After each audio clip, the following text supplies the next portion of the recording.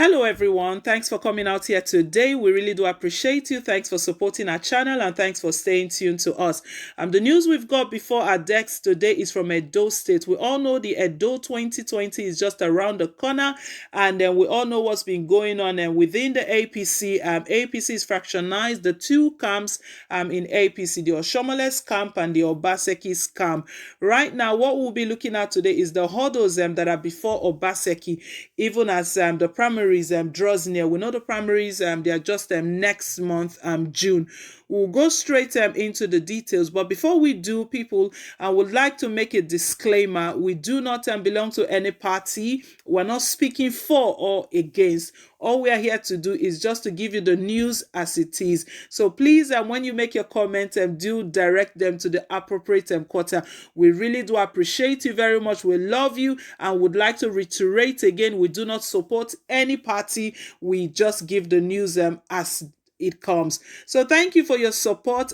Please, if you haven't yet subscribed, do click on the subscribe button down below and do click on the notification bell as well. It enables you to get updates of all of our latest news as they come in. And don't forget to give us a thumbs up. Thank you very much. You are most appreciated. We really do appreciate you. So right, let's go straight into the content of the news. Edo 2020, hurdles before Obaseki. On June 22nd, the All Progressive Congress (APC) is expected to hold its primary election to pick its candidate for the 2020 governorship election in Edo State, fixed for September. There is a big gulf between Governor Obaseki and majority of the members of his party, who have described his leadership style as politics of exclusion.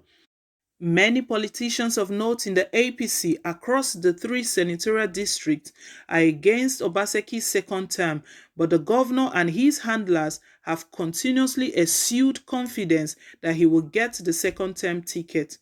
Sunday Vanguard gathered that the governor, after losing his senior special assistant on anti-human trafficking, Solomon Okodua, who resigned his appointment, and later that of his chief of staff, Taiwo Akerele, may lose more supporters in the next few days if what is happening in his kitchen cabinet is anything to go by.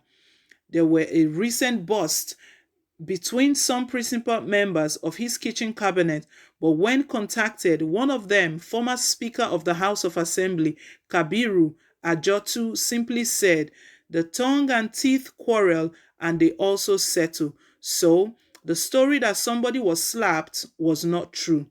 The number one challenge for Obaseki's second term bid is the failed attempt to remove or suspend Comrade Adams Oshomole as the national chairman of the party. It was reliably gathered that one of the strategies Governor Obaseki and his handlers adopt was to ensure that Oshomole was removed, hence the intensity and barrage of litigations that led to the aborted National Executive Committee (NEC) meeting.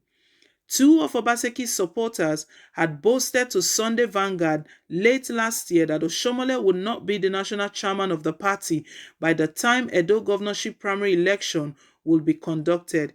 It was also gathered that the announcement by Governor Obaseki shortly before the aborted NEC meeting that the APC was planning to register 500,000 new members in the state was to be carried out once Oshomole was removed, and the new leadership of the National Working Committee, which was expected to be friendly, would have given the green light for fresh party membership registration, but these plots failed. 14 out of the state legislators are yet to be inaugurated more than 1 year after their election. They are being held back and their seats even declared vacant for challenging the way and manner the House was inaugurated. After the failure of the plot to remove Oshomole, the governor was said to have gone back to the drawing board to adopt new strategies to ensure he gets second term. But whatever plan they were working on suffered a setback when his chief of staff, Taiwo Akerele, suddenly resigned from the government, citing administrative reason for his action. Akerele's resignation has led to the riding of the government of many appointees linked to him, while those remaining going to work daily expecting the worst. Some who are still in office were said to have given their commitment and loyalty to Obaseki before they were told to continue after serious interrogation by the office of the deputy governor. Resignation of Akerele will remain as our point as it took the Obaseki government by surprise. Even though a replacement was immediately announced, the governor was not expecting it. Akerele's resignation has substantially reduced the reach of the governor in Akoko-Edo local government area, one of the areas in Edo North that he was expected to make inroads. The place has become vulnerable as part from Senator Domingo Obende, who with his supporters have remained solidly behind Obaseki.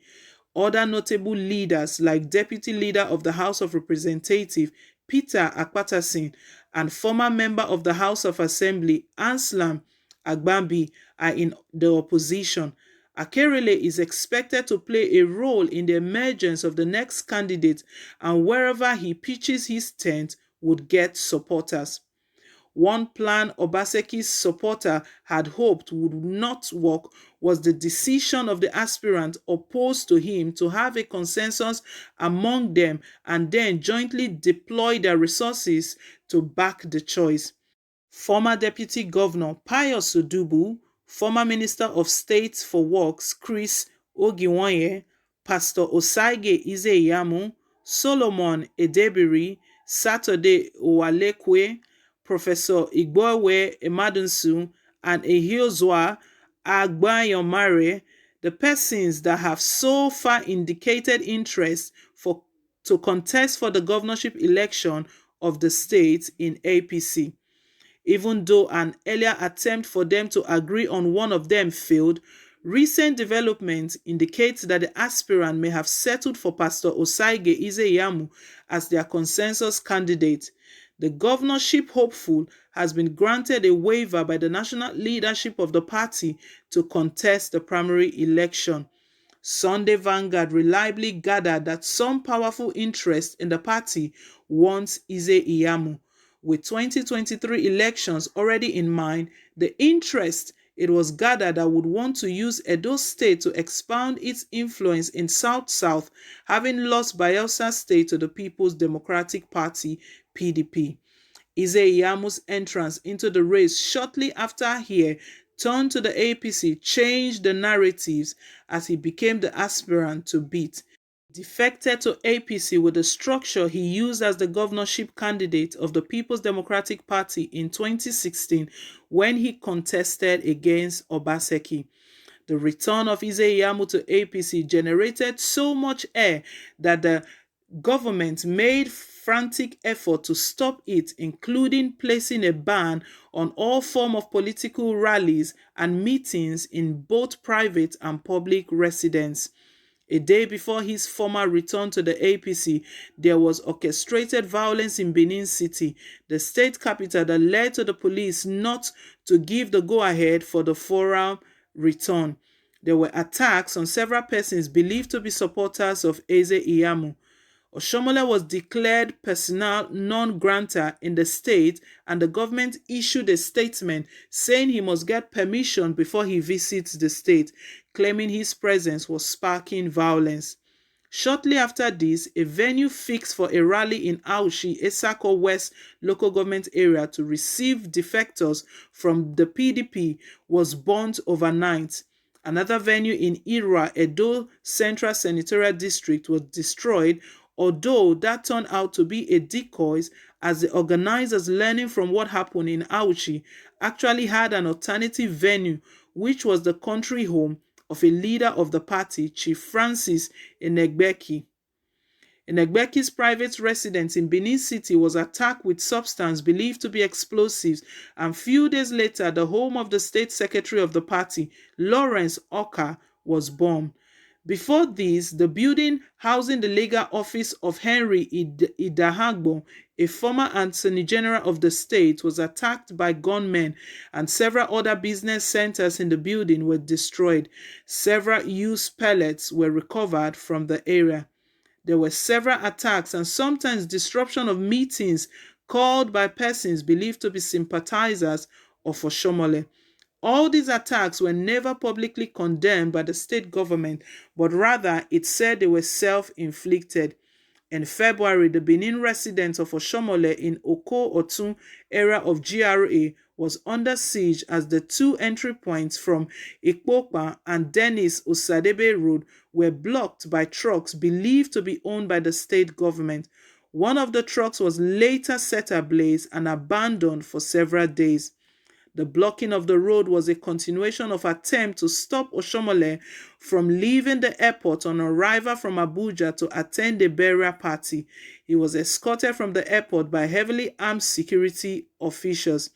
But the Special Advisor, Media and Communication Strategy, Crusoe Osaige, said, "We don't know anything about these. Our concern is that the national chairman came to Edo State and did not inform the government about his presence. He is the national chairman of our party, and courtesy demands that he informs the government about his presence." Even though his aides have severally denied it, Sunday Vanguard can authoritatively report that there were moves by Obaseki to leave the APC and talks were on with some leaders of the PDP for him to fly their ticket. He was said to have slowed down his move when the idea removing Oshomole as national chairman came up. For the first time in the history of the state, two ministers were appointed, the Minister of Health, Dr. Osaige Ehenare, and Minister of State for Budget and National Planning, Prince Clem Agba. Obaseki's critics believe he is not leveraging on the goodwill this appointment could bring to the state and his administration. Closely related to this is the role he allegedly played in the opposition to the appointment of Odubu as the chairman of the Niger Delta Commission, NDDC. He is alleged to have coordinated other governors from the South-South to force President Muhammadu Buhari to stop the inauguration of the board even after clearance by the state. One of the lawyers who went to court to challenge the composition of the board is now one of his senior special assistants. But the governor has recently doled out hundreds of appointments, which is a strategy to get more party members. The outcome of the primary election will determine whether this strategy will work or not. So my people, that's the update from the Edo State governorship election that's just around the corner. Just to reiterate once again, Peak Network do not support any party. We don't speak for or against any party. We just bring the news to you just the way it is. So please feel free to leave your comment down below in the comment section. We really do appreciate you for your support. Thanks for always listening to us. And we want to give a big shout out to all of our subscribers. Thank you very much. We really do appreciate you. Please, if you haven't yet subscribed to us, do click on the subscribe button down below and don't forget to give us a thumbs up, hit on the like button. Thank you once again. Till I come your way again, it's bye for now and God bless.